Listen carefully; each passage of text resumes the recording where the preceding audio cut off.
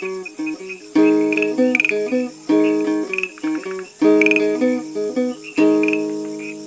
Taïwan International, les joies de l'éco-construction. Bonjour, c'est Sasa au micro de Radio Taïwan International. Je suis ravie de vous retrouver aujourd'hui et de partager avec vous les joies de l'éco-construction. J'espère que vous avez pu écouter l'émission de la semaine dernière. Je vous avais emmené à Taichung rencontrer Zhongyi et Yuna, un couple qui a participé à un chantier d'éco-construction à l'initiative de l'association Hope Market en 2013. L'association s'est finalement retirée, mais Zhongyi et Yuna et quelques bénévoles ont quand même souhaité terminer ce chantier. Après 1 an et demi de travaux, ils ont finalement emménagé dans cette maison et ils en ont aussi fait un lieu ouvert à tous pour des conférences et des ateliers. Cet endroit s'appelait Youshi, ce qui signifie « toute chose à un temps ». Et oui, c'est peut-être pour ça qu'environ 6 ans après avoir emménagé ici, Zhongyi et Yuna ont dû quitter ce lieu. À la fois parce que l'un des propriétaires a voulu récupérer une partie du terrain, mais aussi parce que finalement Zhongyi et Yuna avaient peut-être aussi d'autres pages à écrire dans leur vie. En tout cas, Zhongyi et Yuna ont encore plein d'expériences et de réflexions à partager, c'est pourquoi je diffuse aujourd'hui la suite de leur interview.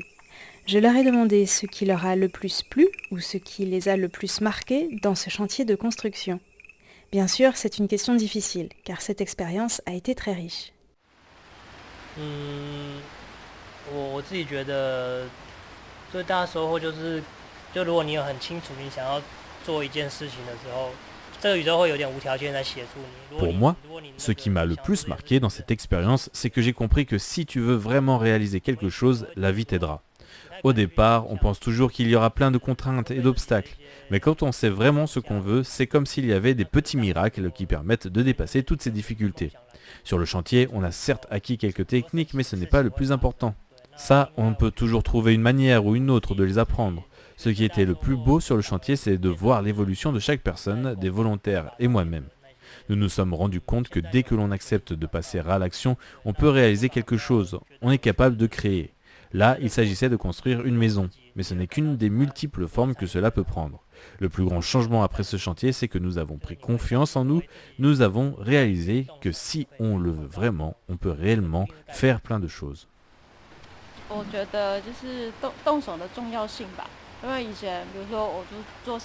Pour moi, ce que le chantier m'a apporté, c'est me rendre compte de l'importance de passer à l'action. En tant que designer d'intérieur, je dessinais des plans et je vérifiais à la fin du chantier si tout correspondait bien au plan.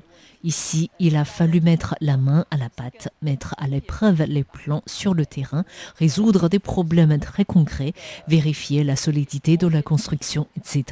Ça m'a permis de prendre confiance en moi, puis de partager ces techniques avec les autres.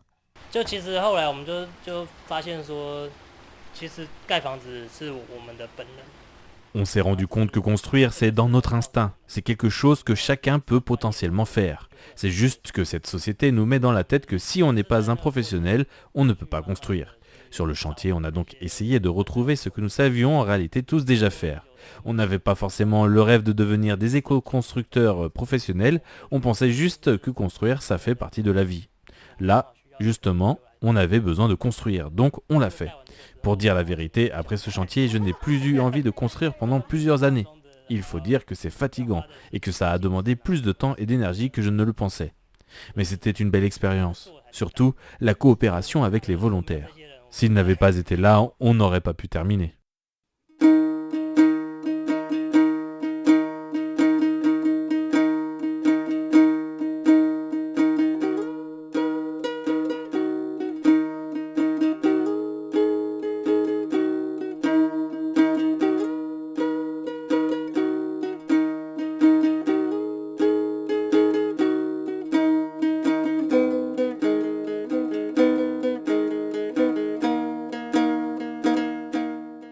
Comment c'était la vie à Youshi ?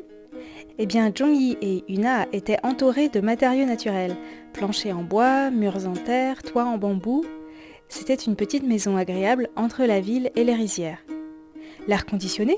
Ils n'en avaient pas besoin, grâce à la ventilation naturelle, même en été. C'est vrai que quand le soleil était au zénith vers midi, il faisait parfois un peu chaud, mais c'était supportable, et le reste du temps, il faisait bon. pas besoin de ventilateur. D'ailleurs, quand on allumait le ventilateur en été, il faisait même trop frais, d'après Zhongyi. Il faut dire qu'ils avaient isolé avec de la paille les endroits les plus exposés au soleil et c'était très efficace. En raison des ouvertures, il faisait parfois un peu froid à l'intérieur en hiver, alors Zhongyi et Yuna allumaient un foyer pour se réchauffer.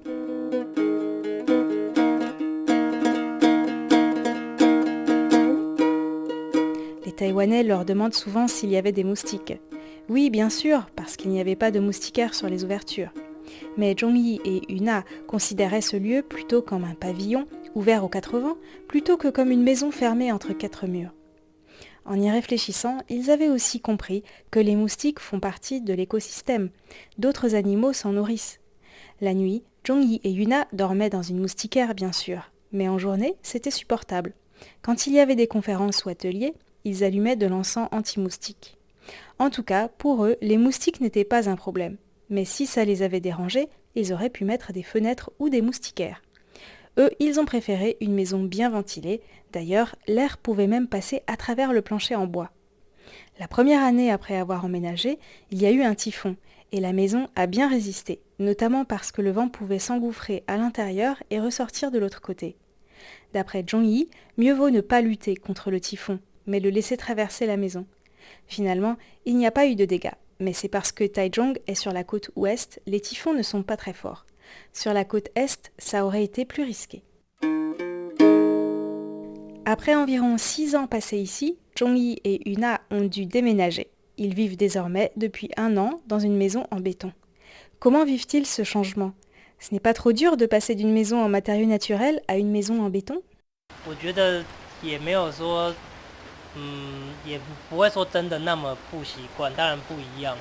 Ça va encore. Même si c'est différent, nous avons pu nous habituer à vivre dans une maison en béton. C'est vrai que c'est en banlieue de Taichung, pas au centre-ville, donc c'est assez vert, ça aide.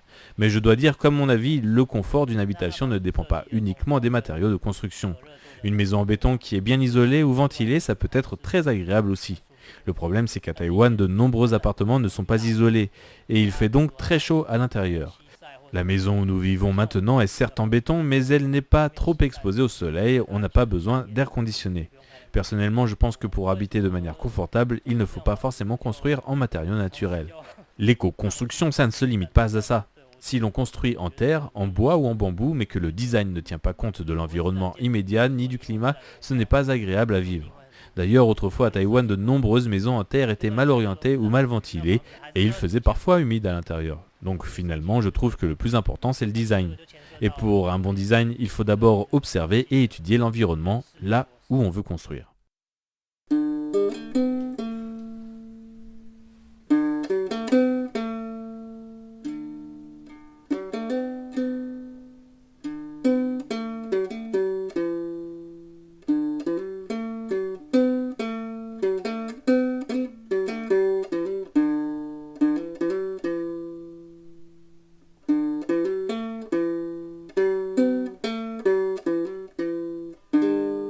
Zhongyi et Yuna sont toujours sur les chemins de la transition, mais ce qui compte, c'est surtout la joie qu'ils ont à essayer de trouver le chemin qui leur correspond.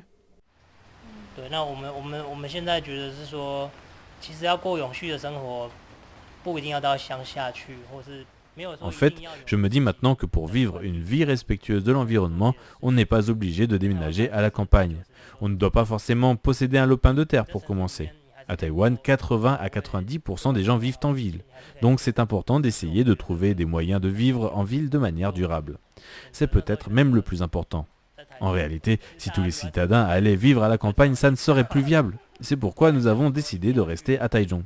Quant à nos futurs projets, on verra au fil de l'eau. Je ne veux pas forcément acheter un lopin de terre.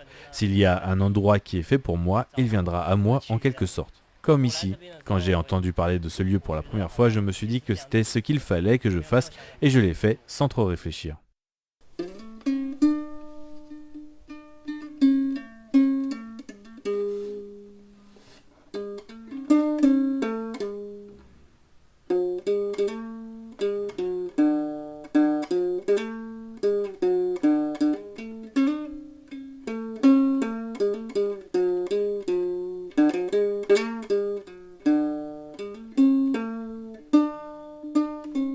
Nous arrivons déjà à la fin de cette émission, mais pas encore de l'interview de Zhongyi et Yuna.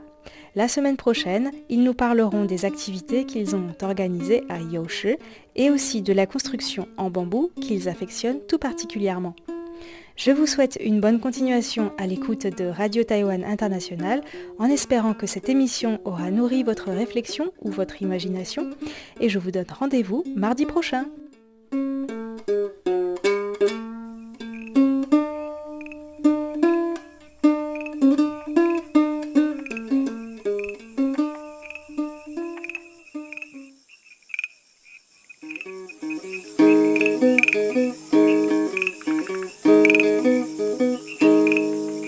Radio Taïwan International, les joies de l'éco-construction.